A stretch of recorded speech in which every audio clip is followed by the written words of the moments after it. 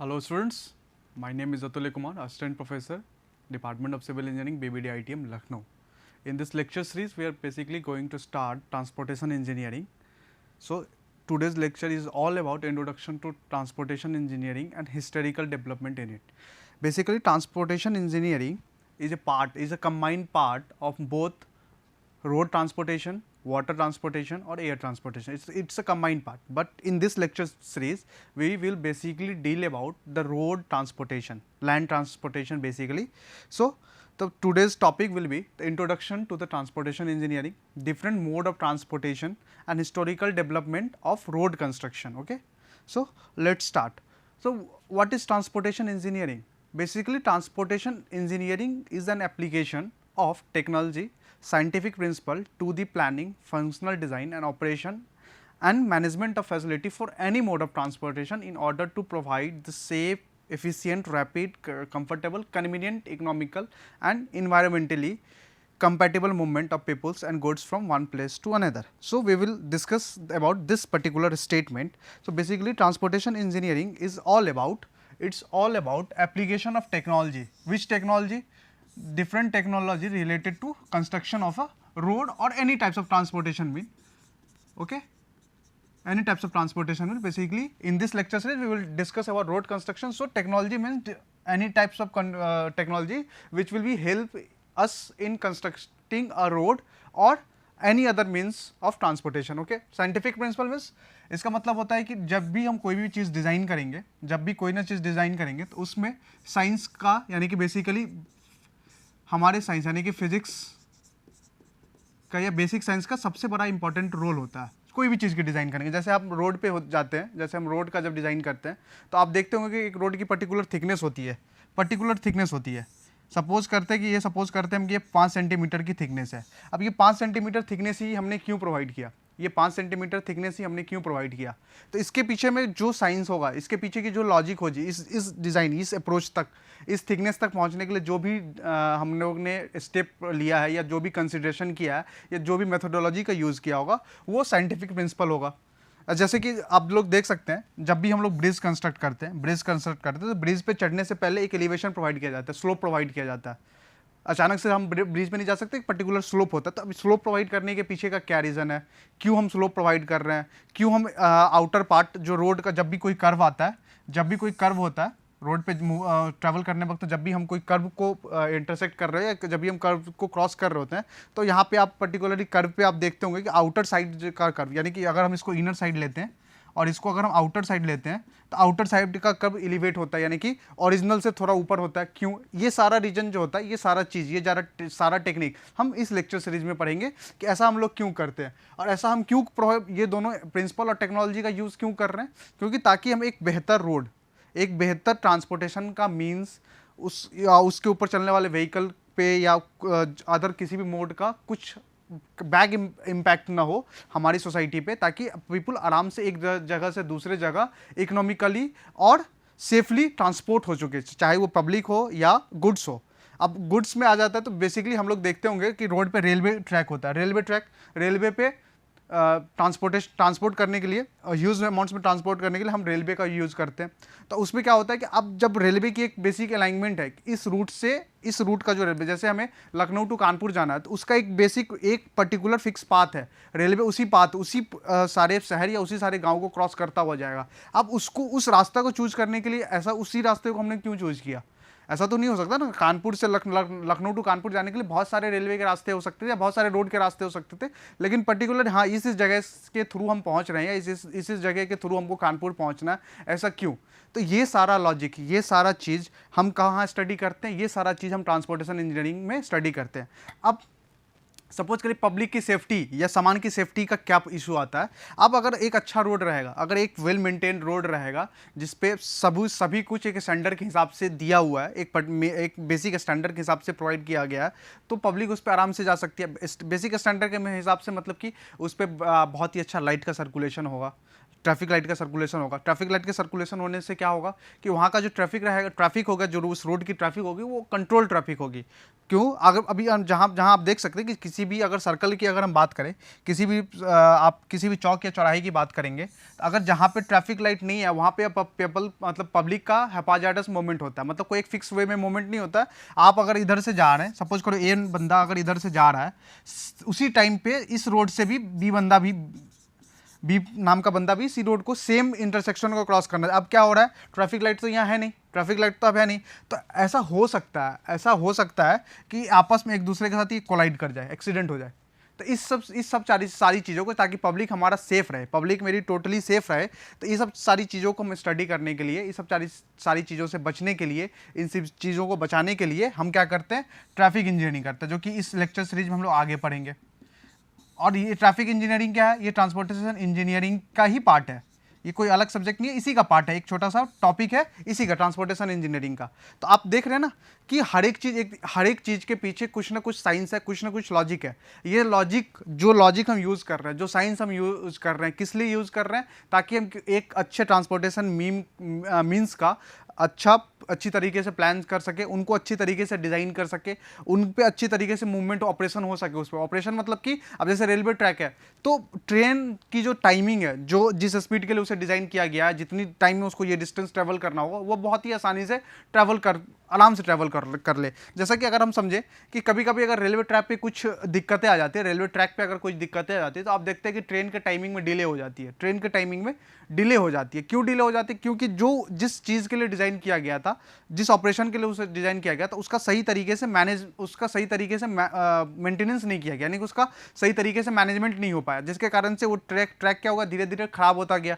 अब जब खराब होता गया तो एक टाइम ऐसा आएगा तो पर्टिकुलरली उस पूरे ट्रैक पे हमने सर्विस को रोक दी। अब एक पूरे ट्रैक पे सर्विस को रोक देने से क्या हुआ कि उस रूट में जितनी भी ट्रेनें चल रही होंगी या जितनी भी ट्रेनें का इनकमिंग या आउटगोइंग होगा, वो सभी क्या होगा, अचानक से डिस्टर्ब हो जाएगी, अचानक से। और ट्रेनें का डिस्टर्ब होने का मतलब क्या होगा, कहीं पे सामान की सही टाइम पे डिलीवरी नहीं हो पाएगी। तो अब सामान की कहीं पे डिलीवरी नहीं हो पा रही है, तो अब पब्लिक तो सही सामान पे नहीं पहुंच रहा, पब्लिक के टाइम के सामने सही टाइम पे सामान नहीं पहुंच रहा, तो इसके कारण क्या है कि पब्लिक के अंदर में टेंस या नर्वसनेस क्रिएट हो रही है। तो एक पूरा का पूरा जो हमारा इकोसिस्टम होता है, एक पूरी सोसाइटी की जो इकोसिस्टम होती है, वो अचानक से डिस्टर्ब हो जाती है। सेम चीज़ अगर हम अपने रोड की बात करें, तो अब अगर हम कहीं से ट्रैवल कर रहे हैं, सपोज करें हम कहीं से ट्रैवल कर रहे हैं और बाई चांस उस रोड पे एक छोटा सा एक्सीडेंट हो जाता है, अचानक से क्या होगी, पूरी की पूरी ट्रैफिक जो होगी वो डिस्टर्ब हो गई है, उसके मतलब उस पॉइंट के पीछे जितनी भी ट्रैफिक होगी, दोनों डायरेक्शन की ट्रैफिक क्या होगी, रुक गई है। अब ट्रैफिक के रुक जाने से क्या होगा कि ट्रैफिक में हो सकता है कि एम्बुलेंस हो, या हो सकता है कि कहीं पे कोई इमरजेंसी की सामान लेके जा रहा हो, कुछ भी हो सकता है। तो अब इसमें क्या हुआ कि जहां उसको डिलीवरी पहुंचानी थी उस सामान को, अब वो टाइम से उसकी डिलीवरी नहीं कर पाएगा। जब वो टाइम से डिलीवरी नहीं कर पाएगा, तो जिसको वो सामान चाहिए वो सही से अपना काम नहीं कर पाएगा। अब जब काम, ये सारी चीज़ें क्या है, एक दूसरे से लिंकेज है, ये सारी चीज़ें जो है वो एक दूसरे से लिंकेज है, ठीक है। तो ट्रांसपोर्टेशन इंजीनियरिंग एक सोसाइटी के डेवलपमेंट के लिए, एक सोसाइटी की, एक कम्युनिटी की, एक कंट्री के डेवलपमेंट के लिए बहुत ही इंपॉर्टेंट रोल प्ले करता है। और दूसरा रोल, एडवांटेज ट्रांसपोर्टेशन का दूसरा सबसे इंपॉर्टेंट रोल क्या होता है कि कंट्री का डिफेंस सिस्टम। जैसा कि हम लोग को पता है कि हमारे जो नॉर्दर्न ईस्टर्न पार्ट जो हमारी कंट्री के जो नॉर्दर्न ईस्टर्न पार्ट है, वहाँ पे जो कनेक्टिंग जो है पीपल के साथ, एक दूसरे स्टेट के साथ जो कनेक्टिंग है, वो थोड़ी सी मतलब मुश्किल है। ऐसा तो नहीं कि एकदम कनेक्टिविटी नहीं है, लेकिन थोड़ा सा कम है। जैसे कि अगर आप नॉर्मल नॉर्दर्न स्टेट की बात करें, इंडिया के नॉर्दर्न स्टेट की बात करें, बिहार एंड यूपी की बात करें, तो पब्लिक आराम से टू एंड फ्रो कर सकते हैं, क्योंकि हर एक डिस्ट्रिक्ट से, ऑलमोस्ट हर डिस्ट्रिक्ट से कोई ना कोई रोड कनेक्टेड है, जो कि पब्लिक को या तो यूपी से बिहार ट्रांसपोर्ट करे या बिहार से यूपी, सामान पब्लिक दोनों को ट्रांसपोर्ट कर सके। लेकिन अगर हमें नॉर्थ ईस्ट में कोई डिलीवरी पहुंचानी हो, बहुत ही एक्सट्रीम, इंडिया के एक्सट्रीम रीजन की हम बात कर रहे हैं, एकदम एक्सट्रीम रीजन की बात करें, तो वहाँ तक में रोड की कनेक्टिविटी नहीं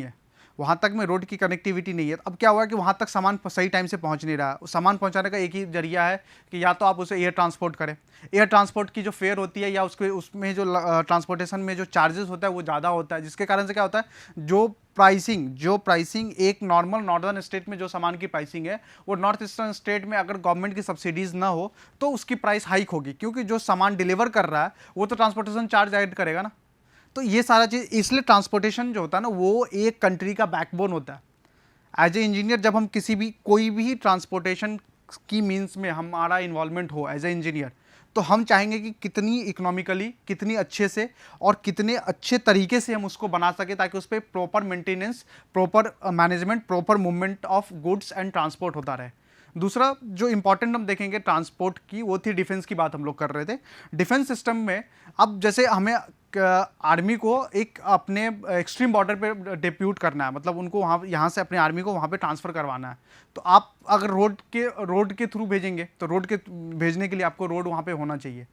अब जैसे कि अगर हम बात करें इंडिया के सबसे एक्सट्रीम स्टेट जैसे लद्दाख की बात करें, तो वहाँ तक में रोड की connectivity with respect to other state, other northern state जैसे कि हिमाचल हो गया या पंजाब हो गया या यूपी हो गया, इन सब के स्टेट में लद्दाख की कनेक्टिविटी जो है वो थोड़ी सी कम है, वहाँ पे एक्सट्रीम रीजन में जाने में कनेक्टिविटी कम है, तो आर्मी को पहुँचने में वहाँ टाइम लगेगा।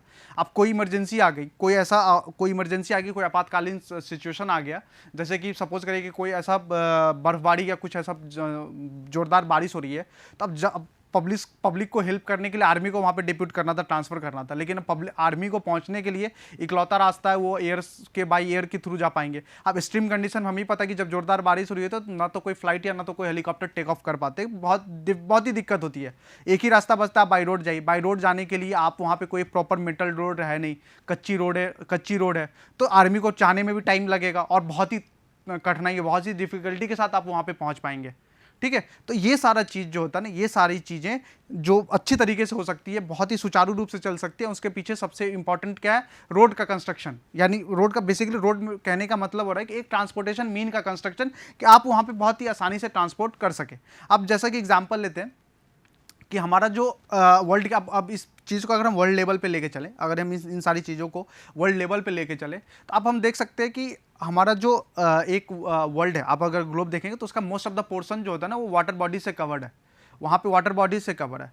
अब वाटर बॉडी से कवर, अगर आप हमें कोई सामान किसी भी बाहर के देश से इंपोर्ट करवाना होता है, तो अब एक ही सबसे अच्छा जरिया है और सबसे इकोनॉमिकल जरिया है, वो है बाई वाटरवेज, यानी कि बाई शिप के थ्रू आप ट्रांसपोर्ट, एक्सपोर्ट इंपोर्ट करवा सकते हैं। चाहे इंडिया से आपको कहीं कोई सामान एक्सपोर्ट करवाना तो आप बाई शिप के थ्रू एक्सपोर्ट करवा सकते हैं, इंडिया में कोई चीज़ इंपोर्ट करवाना है तो आप शिप के थ्रू इंपोर्ट करवा सकते हैं। लेकिन अब यहाँ पे एक ड्रॉबैक क्या आ जाता है कि शिप का जो टाइम उसमें जो सामान की डिलीवरी का जो टाइम होता है या सर्विस प्रोवाइड करने का जो टाइम होता है वो टाइम टेकिंग होता है, बहुत सबसे स्लोएस्ट मीन्स ऑफ ट्रांसपोर्टेशन होता है। आप वहाँ, हाँ, अगर एयर के थ्रू ट्रांसपोर्ट करवाना चाहते हैं तो आपका चार्जेस बहुत ज़्यादा आपको पे करना पड़ेगा, एक ह्यूज अमाउंट में। अगर आप ट्रांसपोर्ट एक्सपोर्ट इंपोर्ट करवा रहे हैं तो आप बाई एयर अगर करवा रहे हैं तो आपको चार्जेस ज़्यादा प्रोवाइड करना पड़ेगा। अगर लैंड कनेक्टिविटी है तो आप आराम से आप आराम से इंपोर्ट एक्सपोर्ट कर सकते हैं विदाउट कोई ज़्यादा हैपाजर्डस या ज़्यादा दिक्कतें फेस किए हुए। इसलिए ट्रांसपोर्टेशन इंजीनियरिंग जो होता है वो एक ऐसा ब्रांच है, एज ए सिविल इंजीनियर का एक ऐसा ब्रांच है जिसमें हम टेक्नोलॉजी और साइंटिफिक प्रिंसिपल का यूटिलाइज करते हैं, ताकि जो भी ट्रांसपोर्टेशन की मीन्स बना रहे हैं, चाहे हम उसकी चाहे वो वाटरवे बना रहे हैं, चाहे एयरपोर्ट बना रहे हैं, चाहे हम रोड कंस्ट्रक्शन कर रहे हैं, उसकी प्रॉपर प्लानिंग, प्रॉपर डिज़ाइन और प्रॉपर मैनेजमेंट के साथ हम उसकी कंस्ट्रक्शन करें, ताकि वो पब्लिक को जब वो सर्व करे, जब हम पब्लिक की सर्विस के लिए हम उसको ओपन करें, ताकि तब वो पब्लिक को एक बेहतर तरीके से, एक रैपिड, एक कंफर्टेबल, एक इकोनॉमिकल तरीके से सर्विस आराम से प्रोवाइड करे। नेक्स्ट बात करते हैं मोड्स ऑफ ट्रांसपोर्टेशन में। मोड्स ऑफ ट्रांसपोर्टेशन में बेसिक मोड्स ऑफ ट्रांसपोर्टेशन जो होता है वो होता है वाटरवेज, लैंडवेज एंड एयरवेज।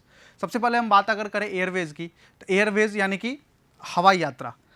हवाई यात्रा में एयरवेज में बेसिकली दो टाइप के होते हैं। एक होते हैं एरोप्लेन और दूसरा होता है हेलीकॉप्टर। अब बेसिकली हम अभी ये मैन एंड गुड ट्रांसपोर्टेशन ले, अब तो आजकल के डेट में ड्रोन्स भी आ गए, लेकिन ड्रोन्स में इंसान एक जगह से दूसरे जगह ट्रांसपोर्ट नहीं हो सकता। गुड्स हम आराम से कर सकते हैं, लेकिन इंसान एक जगह से दूसरे जगह नहीं जा सकता। अब हम इसकी कुछ एडवांटेज और डिसएडवांटेज की बात कर लेते हैं। एडवांटेज क्या होता है कि fastest among all other modes, मतलब अगर आप एयरवेज का कंपेरिजन अगर वाटरवेज एंड लैंडवेज से करें, हाईवे से करें, तो आप बहुत ही कम टाइम में दूसरे जगह पे पहुँच सकते हैं।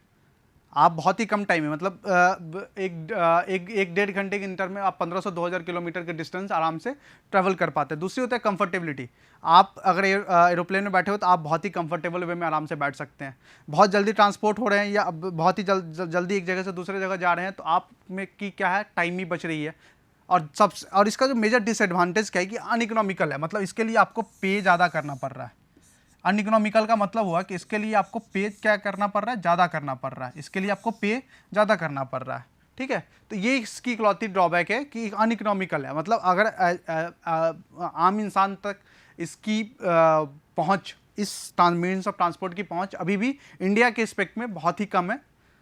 ओके, नेक्स्ट हम बात करेंगे वाटरवेज। वाटरवेज मतलब कि शिप के थ्रू या बोट के थ्रू या अदर कोई भी स्केट करने के थ्रू। तो वाटरवेज में का सबसे बड़ा ड्रॉबैक क्या है? वाटरवेज का ड्रॉबैक है कि ये slowest among all other modes. ये बहुत ही धीरे, बहुत ही आराम से चलता है, इसको कोई जल्दबाजी नहीं है। इसमें आप बहुत ही जल्दी आप एक जगह से दूसरे जगह नहीं जा सकते। यहाँ पे 100 किलोमीटर का डिस्टेंस अगर बाई वाटरवेज आपको ट्रेवल करना है तो हो सकता है आपको दिन लग जाए। एक आध घंटे की बात नहीं, आवर की बात नहीं हो रही है, यहाँ दिन की बात हो रही है। और 1000 किलोमीटर के डिस्टेंस हो तब तो आपको वीक्स और मंथ, हफ्ता या महीना भी लग सकता है।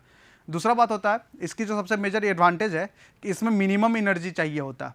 मिनिमम एनर्जी किस चीज़ के लिए चाहिए होता है? मिनिमम एनर्जी चाहिए होता है to hold a unit load through unit distance. मतलब इस लाइन का स्टेटमेंट समझिएगा कि minimum it needs minimum energy to required to hold unit load through the unit distance. इसका मतलब क्या है कि सबसे पहले इस वर्ड को पकड़ते हैं, यूनिट लोड। यूनिट लोड मतलब होता है कि सपोज करिए कि हमें 1 किलो न्यूटन का कोई वेट है जो कि हमें ट्रांसफ़र करवाना है। 1 किलो न्यूटन की कोई वेट है जो हमें ट्रांसफ़र करवाना होता है। अब यूनिट डिस्टेंस का मतलब होता है 1 मीटर। 1 किलो न्यूटन का लोड 1 मीटर। अब इसके लिए क्या है, इसका मतलब क्या है? Minimum energy required. Minimum energy required का मतलब क्या है कि सपोज करिए कि एनर्जी जो एरोप्लेन में जो एनर्जी लगी है, अगर हम सपोज करें इसको, अगर हम मान लेते कि अगर ये 100 जूल एनर्जी एरोप्लेन ने कंज्यूम की है, एरोप्लेन ने 100 जूल एनर्जी कंज्यूम की है फ्रॉम लखनऊ टू मुंबई जाने में। ओके, 1000 जूल एनर्जी उसने कंज्यूम की है। अगर हम 1000 जूल की एनर्जी अगर हम किसी भी शिप को प्रोवाइड करें, अगर हम 1000 जूल की एनर्जी किसी भी शिप को प्रोवाइड करें तो ये, अगर 1000 जूल की एनर्जी हम किसी शिप को प्रोवाइड करें, और हाँ, जब एरोप्लेन लखनऊ से मुंबई जा रहा था और उसने 100 जूल की एनर्जी ली तो वो सामान ट्रांसपोर्ट लेके गया है 10 किलो न्यूटन का वेट लेके गया, 10 किलो न्यूटन का वेट लेके गया। यहाँ अगर हम 100 जूल की एनर्जी प्रोवाइड करें और सेम डिस्टेंस के लिए प्रोवाइड करें, लखनऊ टू मुंबई, डिस्टेंस हम चेंज नहीं कर रहे हैं, तो इसमें क्या होगा कि इसकी जो वेट हो जाएगी वो हो सकती है कि 100 किलो न्यूटन की वेट हो जाए। इसका मतलब क्या हुआ कि ये 10 किलो न्यूटन लेके गया था, ये 100 किलो न्यूटन लेके गया था। वेट मतलब या तो इंसान जा सकते हैं या सामान की बात कर रहे हैं, हम कॉमन वेट की बात कर रहे हैं। 100 किलो न्यूटन की वेट ये आराम से लेके जा सकता है। इसका मतलब क्या हुआ, इसीलिए ये क्या है, इकोनॉमिकल हो जाता है कि हम ज़्यादा से ज़्यादा मास ट्रांसपोर्टेशन हम इसमें कर सकते हैं। मास ट्रांसपोर्टेशन मतलब हम ऐसा प्लेन में मैक्सिमम 110-120 पैसेंजर के साथ ट्रैवल कर पाते हैं। नॉर्मली जो प्लेन होती है उनकी जो साइज होती है वो नॉर्मली 110-120 पैसेंजर के साथ आप ट्रैवल कर पाते हैं। नॉर्मली आप बस में 60 से 70 पब्लिक आराम से बैठ सकती है, या एक ट्रक है उसका एक फिक्स लोड होता है, उतना ही लोड वो ट्रैवल कर पाएगा। लेकिन शिप की अगर हम बात करें तो बाकी सभी मीन्स से ये सबसे ज़्यादा लोड कैरी कर पाएगा। सबसे ज़्यादा लोड कैरी करने का क्या मतलब है? सबसे ज़्यादा लोड कैरी करने का मतलब है कि सबसे ज़्यादा से ज़्यादा सामान या पब्लिक को ये ट्रांसपोर्ट कर पाएगा एक जगह से दूसरे जगह। इसीलिए ये इसको क्या कहा जाता है कि most economical means of transportation. Waterways को कहा जाता है most economical means of transportation, most economical. दूसरी इसकी बेनिफिट क्या है कि इसको ट्रैवल करने के लिए पानी चाहिए, मतलब या समुद्र या कैनाल या रिवर, किसी भी चीज़ हो जहाँ ये इसको ट्रैवल करने के लिए चाहिए। और जैसा कि हमें पता है कि हमारा जो अर्थ है उसका मोस्ट ऑफ द परसेंटेज क्या है, मोस्ट ऑफ द पार्ट क्या है, वो वाटर से फिल है, वो वाटर से फिल है। मतलब इसका मतलब क्या है कि आप कहीं भी एक जगह से दूसरे जगह जाने के लिए आप अगर रोड के थ्रू वहाँ नहीं पहुँच सकते तो आप शिप के थ्रू वहाँ पहुँच सकते हैं। जब ऐसा हिस्ट्री में देखा गया है कि जब एरोप्लेन यानी कि फ़्लाइट की डिस्कवरी नहीं हुई थी या वो उतना पब्लिक यूज़ के लिए यूज़ नहीं किया जा रहा था, तब पब्लिक को अगर आउट ऑफ कंट्री जाना हो या आउट ऑफ कंट्री नहीं, अगर एक जगह से दूसरे जगह ट्रांसफ़र करना हो तो वो बोट का, अगर लोकली ट्रैवल कर रहे हैं, अगर लोकली ट्रैवल कर रहे हैं तो वो बोट का उपयोग करते थे, अगर वो एक कंट्री से दूसरी कंट्री में जा रहे हैं तो उस टाइम वो शिप का उपयोग किया करते थे। Okay, next types of transportation जो होता है वो रेलवे ट्रांसपोर्टेशन होता है। रेलवे जो होता है वो आता है लैंड ट्रांसपोर्टेशन में। रेलवे जो आता है वो आता है लैंड ट्रांसपोर्टेशन में। लैंड ट्रांसपोर्टेशन मतलब जो ट्रांसपोर्टेशन हम जमीन पे कर सके, अर्थ सरफेस पे कर सके, उस ट्रांसपोर्टेशन की हम बात करें तो रेलवे क्या है, वो आता है लैंड ट्रांसपोर्टेशन में। रेलवे के लिए, रेलवे ट्रांसपोर्टेशन के लिए आपको रेलवे ट्रैक प्रोवाइड करवाने पड़ेंगे, ताकि एक दो स्टेशन के बीच में आपको रेलवे ट्रैक प्रोवाइड करना पड़ेगा, ताकि ट्रेन उसके ऊपर में रन करके एक स्टेशन से दूसरे स्टेशन में पहुंच चुके। ओके, रेलवे को कंप्लीट करने के लिए रेलवे ट्रांसपोर्टेशन सिस्टम, अगर रेलवे को एक ट्रांसपोर्टेशन सिस्टम में हम इंक्लूड कर रहे हैं तो रेलवे ट्रांसपोर्टेशन सिस्टम को कंप्लीट करने के लिए आपको रोड ट्रांसपोर्टेशन की कंपलसरी है। आपका स्टेट में, आपके कंट्री या आपके स्टेट में जब तक रोड ट्रांसपोर्टेशन फुलफिल्ड नहीं रहेगा, आप रेलवे ट्रांसपोर्टेशन का ऑप्टिमाइजेशन नहीं कर पाएंगे। इसका सबसे बेस्ट एग्जांपल हम देते हैं। सबसे बेस्ट एग्जांपल ये कि रेलवे स्टेशन तो एक फिक्स प्लेस पे होता है, एक डिस्ट्रिक्ट में या एक शहर में किसी एक फिक्स स्पॉट पे रहता है। पब्लिक को वहाँ पहुँचना है, रेलवे किसी के घर पे नहीं जाता। जो रेलवे की जो बॉगी होती है, ट्रेन जो होती है, वो किसी के घर पे नहीं जाते। पब्लिक को स्टेशन पहुंचना है, वहाँ पे ट्रेन लगी रहती है, आपको वहाँ पे ट्रेन में बैठना है और आप एक स्टेशन से दूसरे स्टेशन जा सकते हैं। तो आप पब्लिक को वहाँ तक पहुँचने के लिए क्या किसके थ्रू आएंगे? अपने घर से रेलवे स्टेशन तक आने के लिए उनको रोड यूज़ करना पड़ेगा। तो जब तक रोड नहीं रहेगा, मान लीजिए अगर कोई सपोज करिए कि कोई एक आदमी ऐसे गाँव में है, कोई आदमी ऐसे गाँव पे है जहाँ पे एक प्रॉपर मेटल रोड नहीं है, मेटल रोड नहीं है, प्रॉपर मेटल रोड मतलब कि कोई अच्छा खासा रोड नहीं है, नॉर्मल कच्ची सड़क है, और बाढ़ के कारण, एक्सेस रेनफॉल होने के कारण उस गांव में बाढ़ आ गई है, और उस गांव के सड़क के ऊपर से पानी बह रहा है, ओवरफ्लो हो रहा है, पानी ओवरफ्लो हो रहा है। और यहाँ पे एक ए नाम का बंदा है जो कि इस गाँव में रह रहा है। उसको आज उसकी ट्रेन थी, आज उसकी ट्रेन है 1:30 PM पे। ओके, उसको रेलवे स्टेशन पहुँचना ट्रेन कैच करने के लिए। वो कैसे जाएगा? ट्रेन तो नहीं आने वाला, ट्रेन तो इसके घर पे नहीं आने वाला, इसको ट्रेन के पास जाना था। ये अब जा नहीं सकता। क्यों नहीं जा सकता? क्योंकि जिस रास्ते से इनको जाना था, उस रास्ते के ऊपर में पानी ओवरफ्लो हो रहा है। इसका मतलब क्या हुआ कि आप इस ए पब्लिक को आप सर्विस नहीं प्रोवाइड कर पा रहे हैं। इस ए पब्लिक को आप सर्विस नहीं प्रोवाइड कर पा रहे हैं। अब जब इस ए पब्लिक को आप सर्विस नहीं प्रोवाइड कर रहे हैं तो आपका क्या हुआ? ट्रांसपोर्टेशन का जो मीन्स था, जो आप रेलवे का ट्रांसपोर्टेशन का मीन्स था, वो कंप्लीटली फुलफिल नहीं हो पाया। इसीलिए ऐसा कहा जाता है कि रेलवे को फीड करने के लिए या कि रेलवे को ऑप्टिमाइज करने के लिए, रेलवे को कंप्लीटली सक्सेसफुल बनाने के लिए रोड ट्रांसपोर्टेशन होना बहुत ही कंपलसरी है। जब तक एक प्रॉपर रोड चैनल या रोड नेटवर्क नहीं रहेगा, किसी भी स्टेट, किसी भी डिस्ट्रिक्ट या किसी भी शहर या किसी भी कंट्री की हम बात कर लें, तब तक क्या होगा? तब तक इस मीन्स को हम सेफली ट्रांसपोर्ट नहीं कर पाएंगे। नेक्स्ट जो पॉइंट होती है वो होती है safety point of view. Railway से ट्रांसपोर्ट होने के लिए, रेलवे से एक जगह से दूसरे जगह जाने के लिए पब्लिक आराम से सेफली ट्रांसफर हो सकता है। उसमें उसे कोई भी ज़्यादा दिक्कतें फील नहीं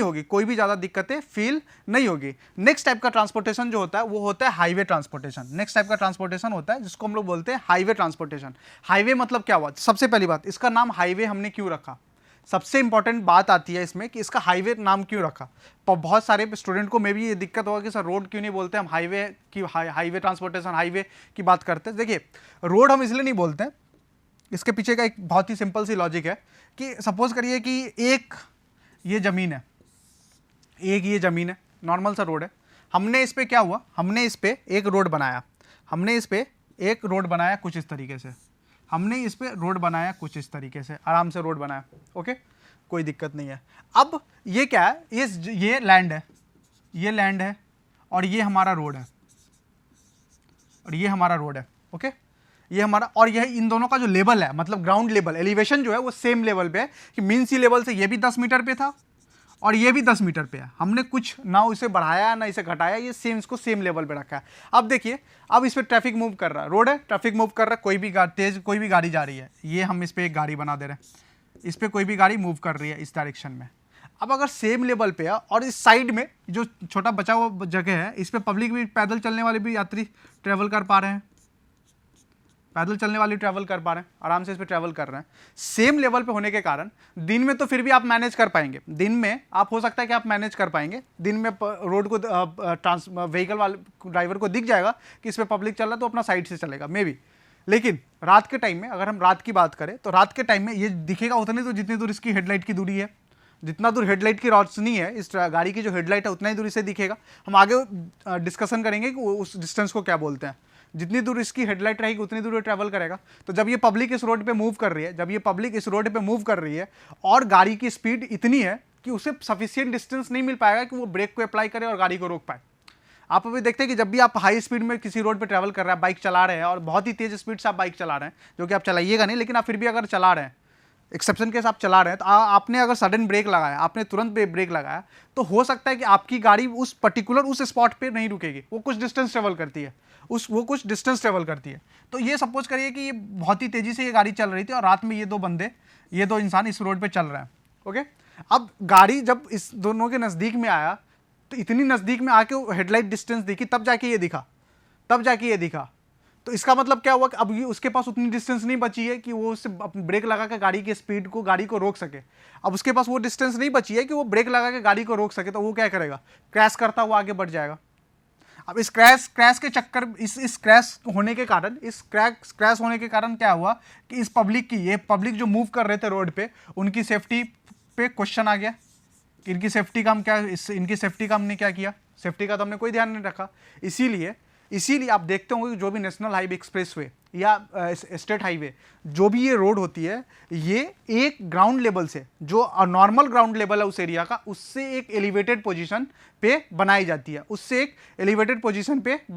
है, ओके, उससे कुछ एलिवेटेड पोजीशन पे बनाई जाती है। ओके, तो ये सारा पॉइंट था हाईवे के लिए। हाईवे का सबसे बेनिफिट क्या है कि ये door to door service provide करता है। मतलब आप घर से बाहर निकलिएगा, आपको कोई ना कोई रास्ता मिल जाएगा, कोई ना कोई सड़क मिल जाएगी। वो हो सकती है कच्ची सड़क हो, पक्की सड़क हो, लेकिन कोई ना कोई सड़क है जो कि आपको मेन रोड के साथ या कोई अदर रोड के साथ कनेक्ट कर दे, कोई अदर मीन्स ऑफ ट्रांसपोर्टेशन के साथ कनेक्ट कर दे। दूसरा क्या होता है कि आप इस रूट पे चलने के लिए आप अपने टाइम के हिसाब से निकलते हैं।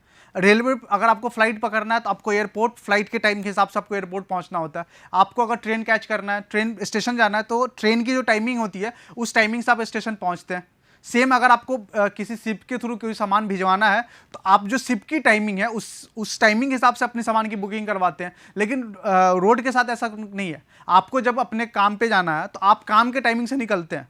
आप ना तो ट्रेन की टाइमिंग से निकल रहे हैं ना एयरपोर्ट की, आप अपने काम की टाइमिंग से निकल रहे हैं। मतलब आप अपने टाइमिंग से निकल रहे हैं कि हमें 10 बजे यहाँ पहुँचना है, तो हम 9:30 में यहाँ से निकलेंगे, 10 बजे तक वहाँ पहुँच जाएंगे। तो ये एक बेनिफिट है। दूसरा बेनिफिट क्या है, ये door to door service provide करते हैं। और इसके लिए क्या होता है कि गवर्नमेंट जो इस पर एक्सपेंड करती है, इसके लिए इन्हें कम खर्चा करना पड़ता है। इसमें material small investment for the government, मतलब गवर्नमेंट को बहुत ही कम, मतलब गवर्नमेंट के लिए भी ये क्या इकोनॉमिकल होता है एक रोड कंस्ट्रक्ट करवाना विद रिस्पेक्ट टू एक एयरपोर्ट या एक हार्बर या पोर्ट कंस्ट्रक्ट करवाने से के रिस्पेक्ट में। Okay, thank you.